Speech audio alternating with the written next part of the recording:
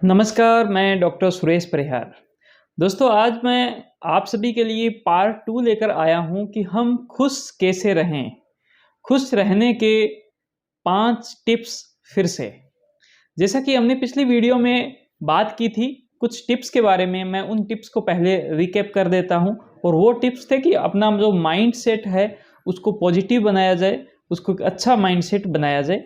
अपनी self care की जाए, अच्छी नींद लीजिए, न्यूट्रिशन, एक्सरसाइज, स्ट्रॉन्ग रिलेशनशिप बनाई जाए और माइंडफुलनेस यानी मेडिटेशन की प्रैक्टिस करें और आप अपने जीवन में आपके पास एक अच्छा गोल हो, लक्ष्य हो और उस पर आप बहुत अच्छे से काम करो।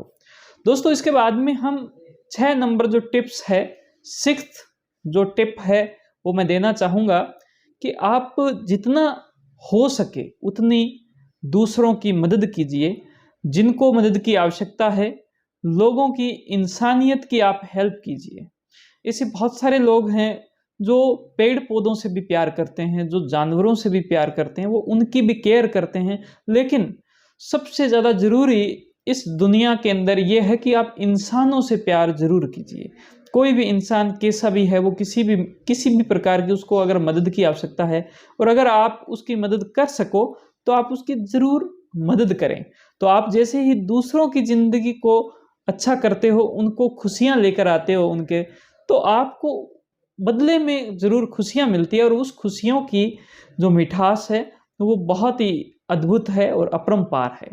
दोस्तों, 7वीं जो टिप्स है, उसकी बात करें, तो आप अपनी स्ट्रेस को मैनेज करना सीखें। दोस्तों, जीवन के अंदर जो स्ट्रेस है, वो आपके जीवन का एक हिस्सा है। स्ट्रेस आएगी ही आएगी, तनाव में आप आओगे, टेंशन में आप आओगे। आपको ऐसे तरीके ढूँढने हैं, जिस तरीके से आप उस तनाव को, उस टेंशन को मैनेज कर लो। ऐसा नहीं कि टेंशन हो ही नहीं, नहीं टेंशन तो होगी, हम उस टेंशन को कैसे मैनेज करेंगे? दोस्तों, वो कोई भी गाड़ी जो होती है, जब वो चलती है, तो उसका जो इंजन है, वो गर्म होता है। लेकिन उस इंजन जब गर्म होता है तो उसके पास में एक ऐसा सिस्टम होता है जिससे वो इंजन ठंडा भी हो जाता है, वो रिलैक्स हो जाता है, वो उसका जो टेम्परेचर है वो नॉर्मल हो जाता है। अगर टेम्परेचर बढ़ता ही रहे तो काम नहीं चलेगा। आगे हम बढ़ते हैं या इसी में मैं आपके अगर जोड़ूँ कि भाई किस तरीके से आप अपनी टेंशन को मैनेज कर सकते हो, तो उसके अंदर आपको योगा जैसी जो एक्टिविटी है, कभी बाहर जाना, आउटिंग पे जाना, डायरी लिखना या फिर प्रकृति के साथ में टाइम स्पेंड करना, ये सारी जो एक्टिविटी है, ये आपकी टेंशन को कम करने में एक मजबूत साधन के तौर पर काम कर सकती है।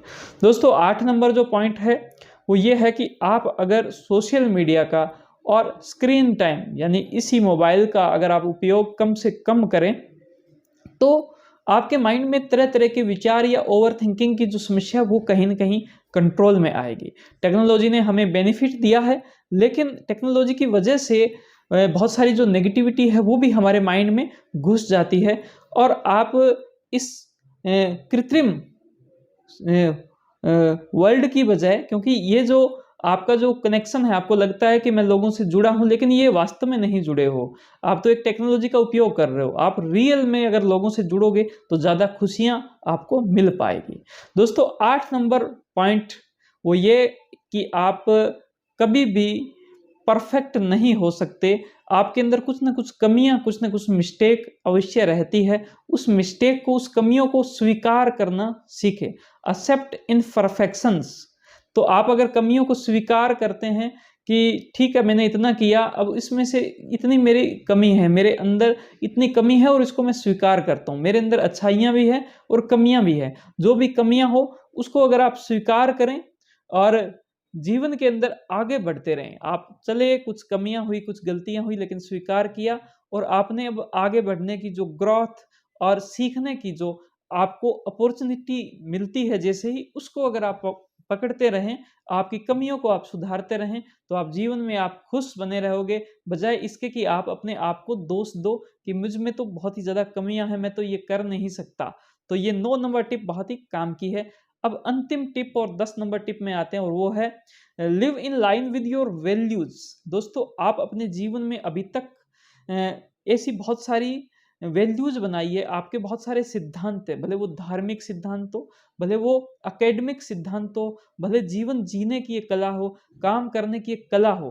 आपने काम करने की जो कला है, जीवन जीने की कला है, दोस्त बनाने की भी एक कला है, तो उस कला से आपकी वो एक खुद की वैल्यूज़ है, वो आपकी स्ट्रेंथ है, वो आपकी पावर है, आप उससे कनेक्ट रहिए, अपने आप पर विश्वास करके चलिए और आपकी जो वैल्यूज़ है, आप जिन चीज़ों को मानते हो, आपकी जो बिलीफ है, उन पर अगर विश्वास करोगे, तो आपके माइंड के अंदर कन्फ्यूज़न कम से कम होगा और कॉन्फ्लिक्ट कम से कम होगा। कॉन्फ्लिक्ट और कन्फ्यूज़न जब कम होता है दोस्तों, तो आपके जो एक्शन हैं, आप जो कुछ करना चाहते हो, वो एक्शन बहुत जल्दी से हो जाते हैं और आपके डिसीज़न लेने में बहुत ही ज़्यादा सहायता मिलती है। अगर ये 2 चीज़ें आपके जीवन में हो जाती है, तो आपका जो जीवन है, वो खुशियों से और बहुत सारी जो प्रसिद्धियों से, बहुत सारी अचीवमेंट से भर जाएगा और ऐसा अगर आपके साथ होता है, तो आप अवश्य रूप से खुश रहोगे।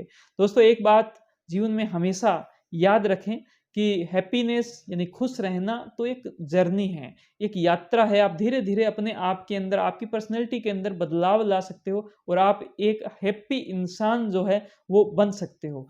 आप अपने इमोशंस को मैनेज कर सकते हो और आप अपने आपको एक हैप्पी इंसान के तौर पर देख सकते हो दोस्तों।